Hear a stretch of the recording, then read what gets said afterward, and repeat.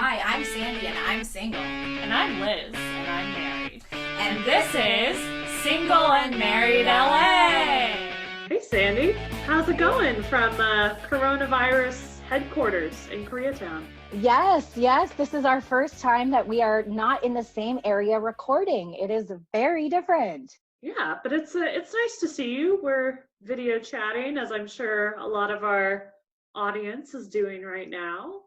Yes, I'm sure a lot of people are doing virtual happy hours or, meeting with their families and things like that, since, this time is a little bit different than we're all used to. But you could still see them, you could still drink with them, you could still have fun and play games. So I'm enjoying it. What about you? Yeah, no, I mean, it's been fun. Sometimes I feel like my social calendar has filled up even more with us all being quarantined.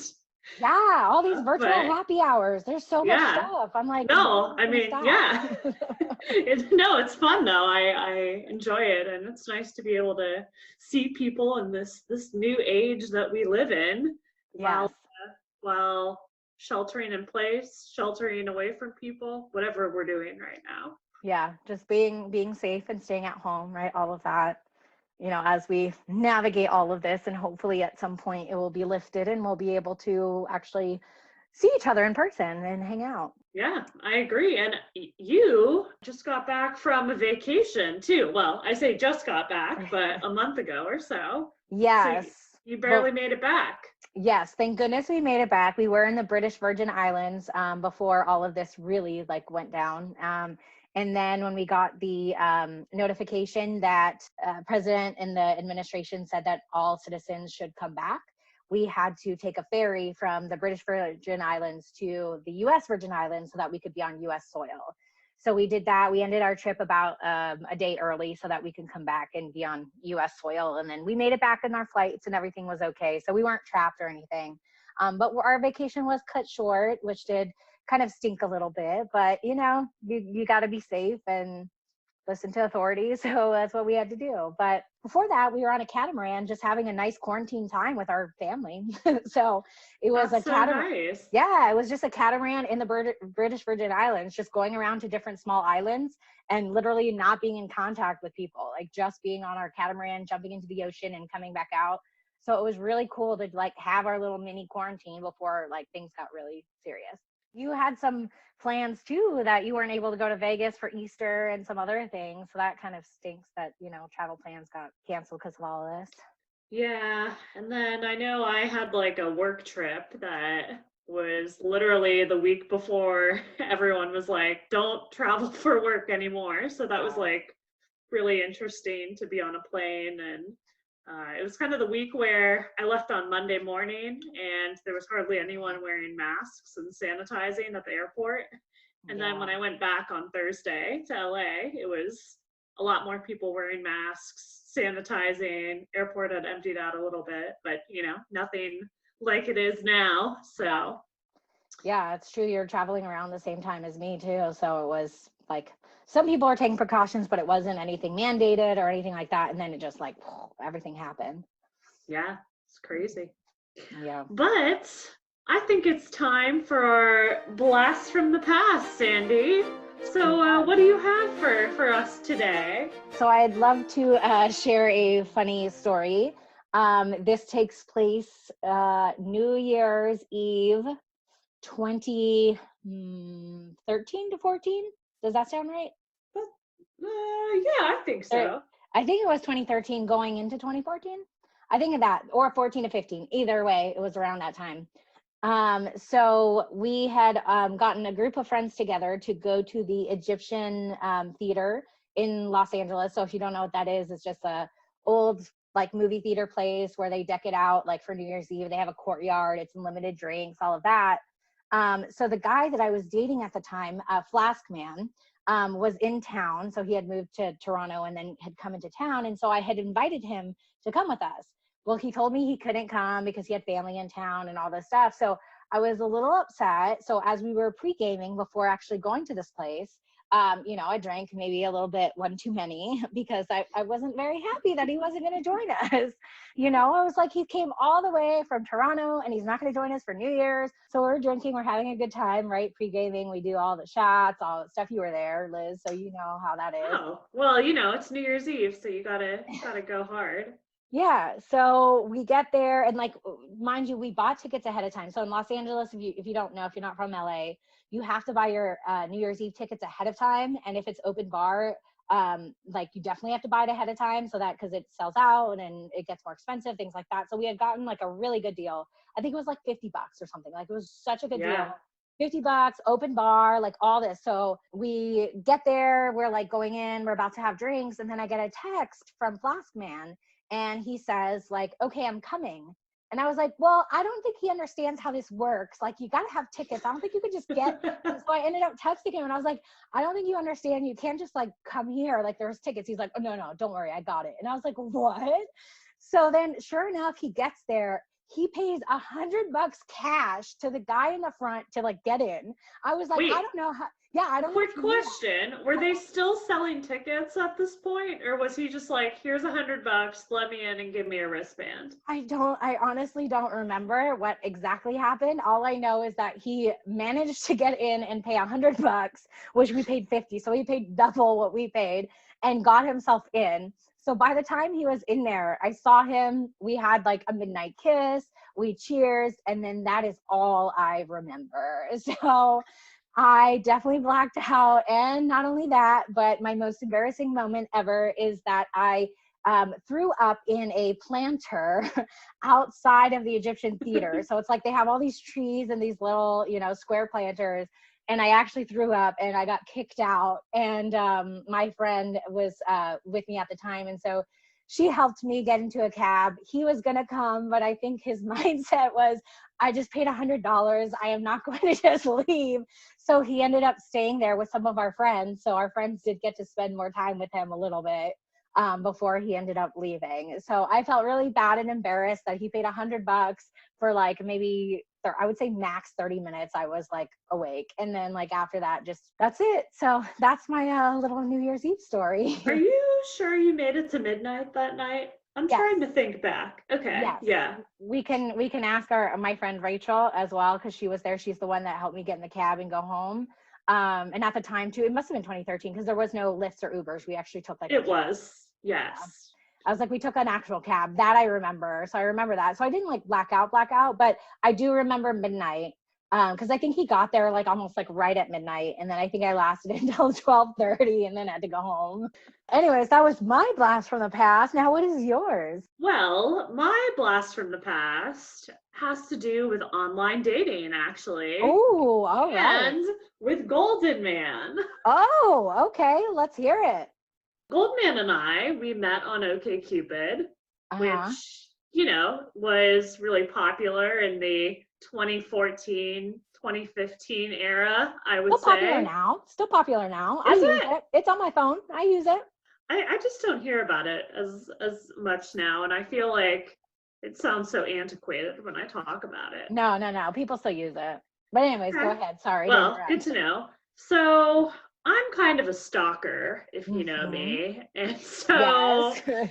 That is a verified fact, everybody. She absolutely can find out any information, even if you give a first name and like an occupation or something, she can find anything. Anyways, go ahead. True. So when I was starting to talk with Golden Man and going on dates and, we were still sort of seeing each other, but we weren't together, but it was like, oh, we're hanging out 3 times a week. Oh, we're hanging out almost every day. Mm-hmm. We were kind of getting to that point. Mm-hmm. And on OkCupid at the time, and I'm sure it's still the case, you have the ability to see when someone has logged on last. Mm-hmm. And so I wanted to like track these stats, but I didn't want him to know that I had been on his profile. And whenever you would go look at someone's profile, you would, they would like log and say, so-and-so has looked at your profile. Yeah. So I had this genius idea that I was just going to create a alternate account with OkCupid. And I wanted it to be so random that I was going to use the random suggestive username that OkCupid gives you. So I don't know if this is still the case, but OkCupid, when you would create an account, they used to just generate a random username. No, now they actually use names now. They use your name. Really? Oh, okay. Yeah, but anyway, so I decided to use the random username that they gave me, which was Fakebakesthecat. I don't know what that means. Bakes? Yeah. Fake bakes, like baking, the cat. I don't know what a fake bakes the cat is, but don't know either, but given. Okay. So I created this alternate profile, and I would have my two profiles that I would log in with. Fake Bakes the Cat didn't have a photo. I don't even think I filled it out with any general information. I really wanted Golden Man to just think it was a bot account. So I thought I was so smart. Eventually, I saw that Golden Man deleted his account, yada, yada, yada. Okay. We date, we get married. And then about, I want to say a year ago, maybe it was closer to 2. Wait, hold on, no. I need more things. So you specifically made this to creep on his profile just to see when he's online? Yeah, because I wanted to see if when he was getting online, if he was talking to me or if he was going on at other times and talking to other people. Okay. You know what I mean? Yes. So like, if he sent me a message on Tuesday, but then he didn't message me until Thursday, but when I go on Wednesday and I see that he's on, I know that he's not messaging me. He's doing other activities. You know what I mean? Yeah. Okay. So I delete Fake Bakes the Cat. I delete my real account. He deletes his. We date, we marry, years and years and years pass by. And then about a year ago, randomly, we like start talking about being on OkCupid. And I'm like, you don't know this, but I have this other account called Fake Bakes the Cat. And he was like, I knew that was you the whole time. Wait, how did he know? He was like, I know all about Fake Bakes the Cat. But how did he know? So he pretty much knew that I was stalking him with this other account. And so now I'm just really embarrassed. Okay, but do you think he lied to just make it seem that he knew, or do you think he really knew? Because how would he know? Like you said, you had no profile picture, you had nothing. I can't remember if I said Fake Bakes the Cat or I was like, oh, I had this other account. And then I think this is what happened. I was like, oh, I had this other account, by the way, where I was stalking you. And he was like, oh, Fake Bakes the Cat? Oh so it was like, he knew this whole time. And I thought I was so clever. But anyway, that's my blast from the past and my warning that even if you have a fake account and a real account, sometimes people will be able to tell that you're catfishing on one of them. But that's enough about the past. Sandy, what's hot off the press for you? Yes, well, I would love to dive into this topic right now because it is actually relevant with TV shows like Love is Blind and Too Hot to Handle. So I would like to discuss how I don't have a type and no one can understand that. And what I mean by that is my friend Liz likes to challenge me on this and says that I do have a type, when in fact, I really don't have a type.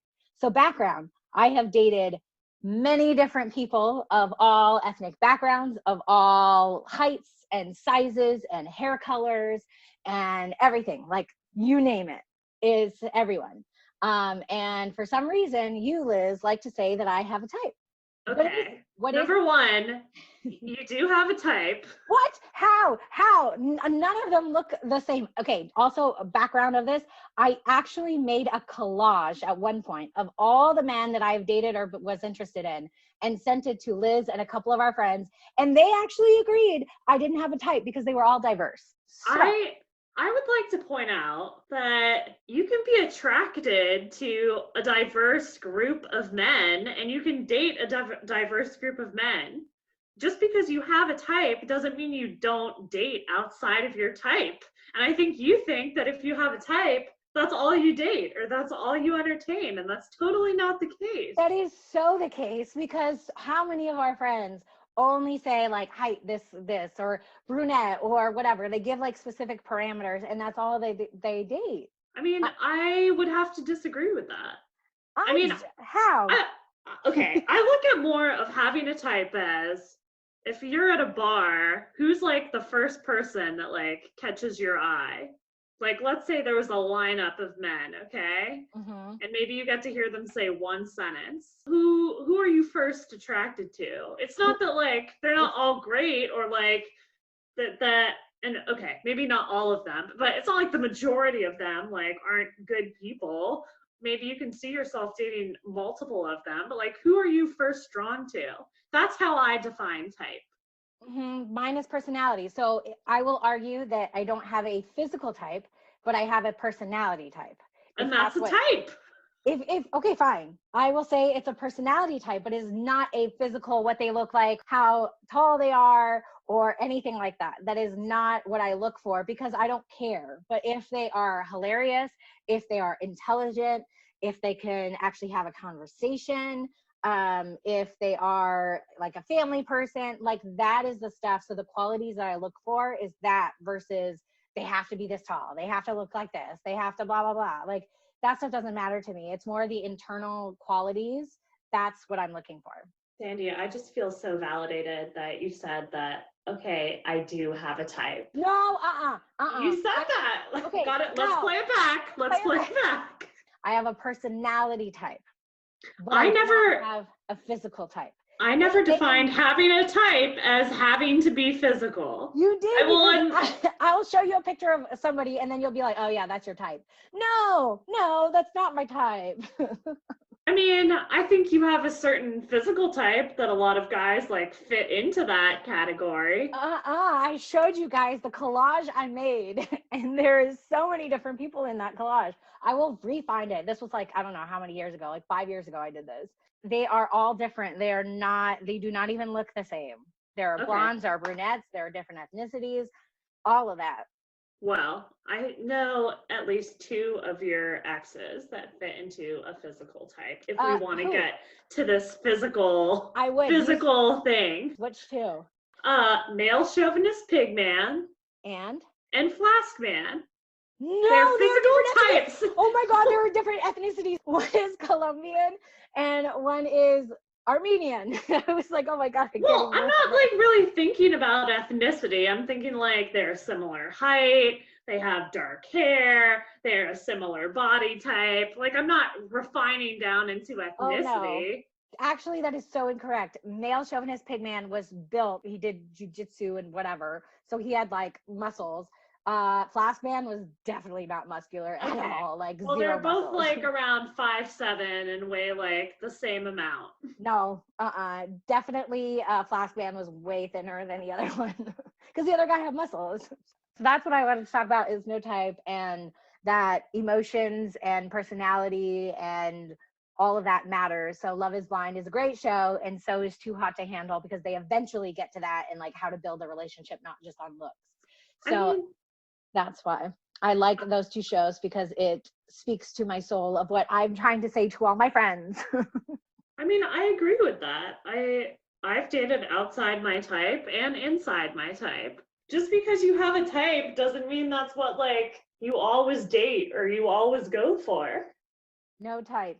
Emotions and personality and all that, that's what matters. Personality is a type. It's probably one of the most important facets of having a type. Yeah, but most girls don't have that. And they say height and they say they must look like this and they have to be this ethnicity and all this stuff. That's how shallow people are. Look at Too Hot to Handle. I agree. There are a lot of people like that. Anyways, that was my hot off the press. So what's going on with you? Well, COVID-19. I know you have a roommate, but it's hard like adjusting to life when your significant other is like always there. Yes, I can imagine. And we already like both work from home, so we see each other a lot. But now that like everything's moving online and being virtual and done via video, it's just a different way of life. And Golden Man has a job that's much more casual and flexible, and he has a little more time right now. So, he's really catching up on his TV shows and doing some cooking and going for walks. And I'm still working my 40 plus hours a week and being on video. And so it's hard when he's like, hey, let's go hang out outside. And I'm like, no, I have to work. It's a Tuesday at 1 p.m. Yeah. And then also the bathroom is right next to my office. And he doesn't like to shut the door when he uses the bathroom. So, like today, I was on a video call and I heard him go into the bathroom, and I was like, uh-oh, better put it on mute, or else people are gonna hear like the peeing sound and then the toilet flushing. And sure enough, if I hadn't put myself on mute, there would have been people being like, hey, what's that toilet sound in the background? So, it's hard with COVID-19. I have heard this, and you've seen, I'm sure, all the funny memes and stuff on, Instagram and Facebook about, quarantining with your significant other. Yeah. And the one that I always remember, and it's funny, and I don't know if it'll pertain to you guys, but there was one that was, I never knew that my husband was let's circle back again with this guy. And I was like, oh my gosh, that's so funny, because it's true. Like, couples don't get to see each other at work, right? So they don't know how they are. So if you're like listening in and they're like, let's circle back, or like something like that, you're like, that's how they are at work. Like, that's so weird. So I thought about you guys and wanted to know how that was. Yeah, I saw that article for sure. Yeah. So, and I mean, I've already experienced where he's listened in to phone calls I'm on, and he loves to give his kind but critical feedback on how I can be better. Wait, seriously, did you even ask for it, or he just gives it? Sometimes he just gives it, especially when I would have sales calls and he would be like, oh, you sounded a little like this. Like, he talked about when I first started my job, he was like, oh, you have a little too much vocal fry right now. He hasn't really done that as much, because I think I've eliminated the vocal fry. But yeah, it's been really interesting to have someone there listening in all the time. And I feel like he hasn't really been out in his little workspace in the garage as much too. So, oh, interesting. Yeah. Yeah, but if you guys both, because you said you both work from home, so you're used to it, but what's the difference now? You just don't go out with like friends and stuff? Like, you're still, like, at nighttime, you're still there? Yeah, and like primarily it's during the day. So he used to go outside, go to his little office garage for 6-8 hours of the day. Oh, geez. And then, okay. Go to warehouses and other locations for his job. But now he's really just staying in the house all day and catching up on his TV shows and, taking calls and doing work here and there, but really having all this free time. And he likes to blast the TV. So I always have to be like, okay, I'm going on a work call for an hour. I need you to just keep it quiet in here. It's like dealing with a child sometimes. So just being honest. Wow. All right. Well, hopefully you guys can get through this together. And I think we can. Yeah. I mean, you have a backyard. You can always escape to the backyard, take a call out there, I know. And I actually asked him if he wanted to trade offices, because he's inside watching TV on our big screen TV a lot and not in his office. But of course he's like, no, that's my space. I'll go out there. I'll go out there more. But 9 times out of 10, he's next still to me. inside. Yeah.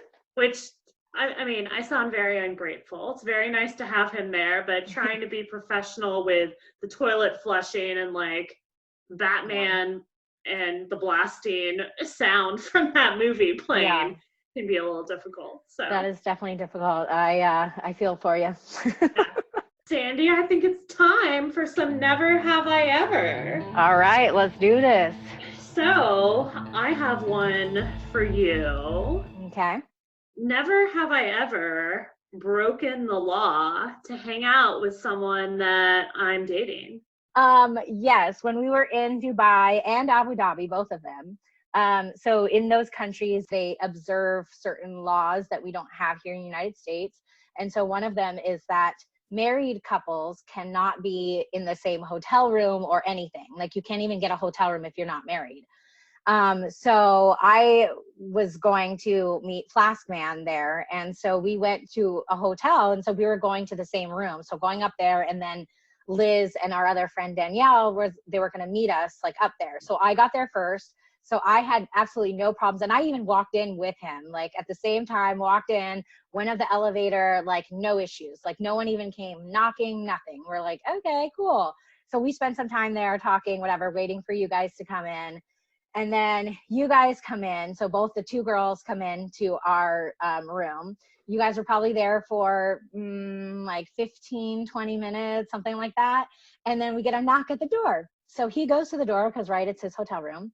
And they actually have cameras, I guess, everywhere in the halls and the elevators, everywhere. And said, you have women in there, they can't be in there. And he was like, oh, we're just like pre-gaming before we go to a bar. Like it'll be like 10 minutes. And the guy was like, no, they can't be there. We're going to need their passports. So they actually asked for our passports. And so Flask Man was like, no, like it's going to be okay. Like we're going to leave. We're going to leave in like 5 minutes. The guy leaves and then he comes back and he just asks all nonchalant. And we're like, what happened? And I remember you guys being like, they asked for our passport. And then he was like, yeah, but don't worry about it. It's fine. We're all like, what? No, we can't go to jail in Dubai. Like, no, this is going to be terrible. But I do remember we ended up leaving and it was fine for, I don't know, a couple days. And then we were also in Abu Dhabi. And every time we were in a hotel, I would never get caught with him. For some reason, we would go to the same hotel room, never like, did someone knock again? But our other friend, she was like, somehow security was always on her. I don't know what happened with like why they allow me to go, but for some reason our friend could not get past the security, and they would always like be following her or like ask her where she's going, like all this stuff. So somehow I was able to not get arrested and all of that. So that's Man. You're wanted. You're a wanted woman, Sandy. Yeah, they've got my face plastered up everywhere. Yes. If she ever comes back again, don't let her go like she's been going.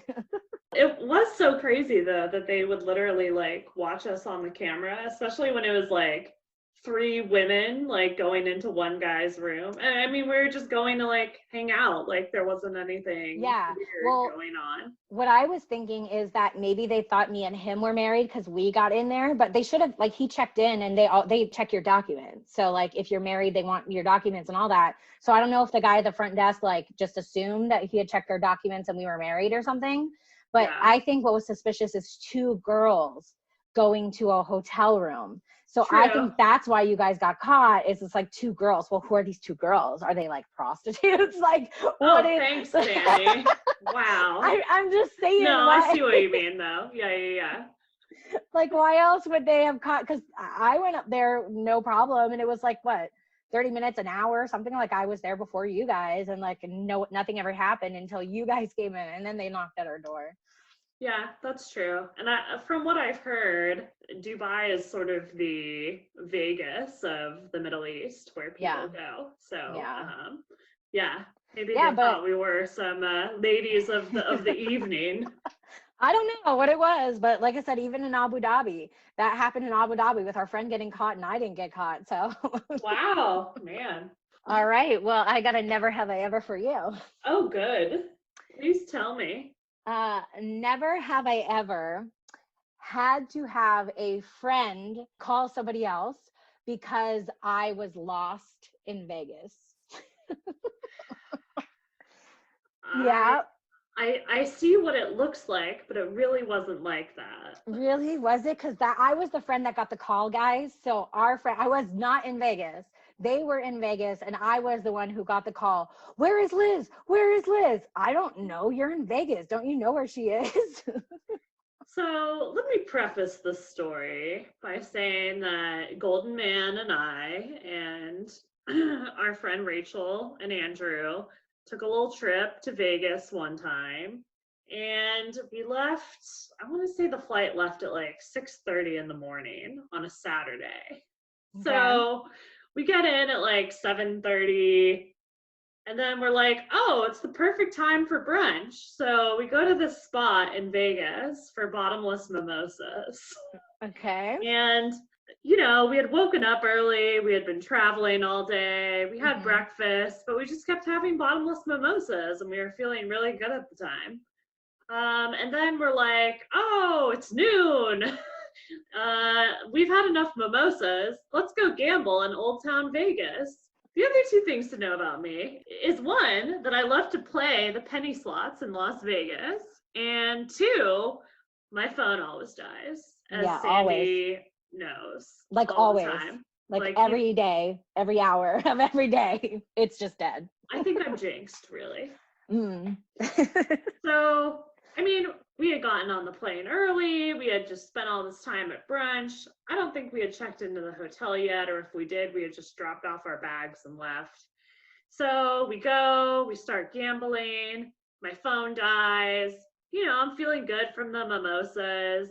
I realize that I've been separated from the group, so I kind of walk around the casino we're at for 15 minutes, but I can't really find anybody. And I'm tired of looking, and I just want to play the slots at that point. So I kind of give up, and then I'm like, yeah, I want to go to this other part of the casino.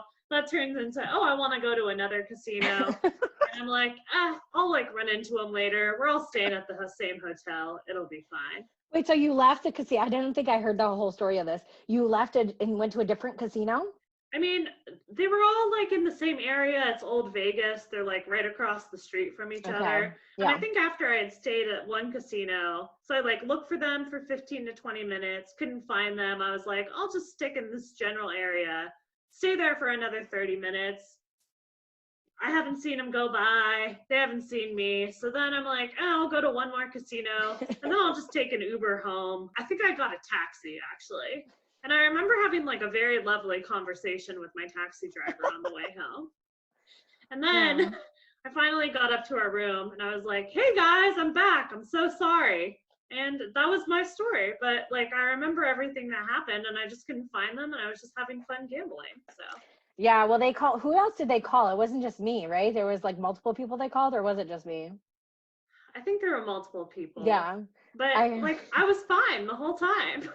Yeah, but you understand how in Vegas, if they lose you and you're not even with your husband or anyone that you know, like they would get very freaked out. I don't know why she called me, like to know that I would know where you are. I'm not in Vegas, but I think that they were also drunk. I mean, I felt in retrospect, I feel really bad about it. But at the time, after I had looked for them for a while and couldn't find them, I was like, well, I'm having a good time. Let's keep gambling. So. Yeah, but then I was a concerned friend too, because I was like, wait, you guys can't find her? Like, where did you last see her? And I was all serious, but they're all drunk, right? They're like, oh, no, it's okay. We'll find her. And I'm like, no, but you just called me. Like, what? Like, where did you lose her? I mean, to be fair, this was like between the hours, I think, of like 12 and 5 p.m. Like, it wasn't like nighttime or like, So. I remember that it was during the day too, and I was like, "It's during the day. How did she like walk off?" Yeah, but I was just having a good time. I was perfectly fine. But that's my never have I ever. Any other things you have to say, Sandy, before we sign off this episode? Would you like to say any final words about how you don't have a type again? I don't have a physical type. I will say I have a personality type, but not a physical type. Yes. That's a type, Sandy. Type. It's not a physical type. When people talk about type, they talk about physical. People don't, when you ask somebody that question, they don't answer it with personality. They say, oh, 5'2", no, 5'2", that's me. 5'10", and blue hair. Oh my God, I'm just gonna stop talking. Well, everyone, Sandy's type is 5'2" and blue hair. And a fun personality. So there you go. There's my type, guys. Anyways, anything you'd like to share before we sign off? Only that if you're 5'2", have blue hair and a fun personality, please hit up Sandy. Well, thanks for listening, guys. We'll be back soon with another episode, and stay safe out there. Yes, stay safe.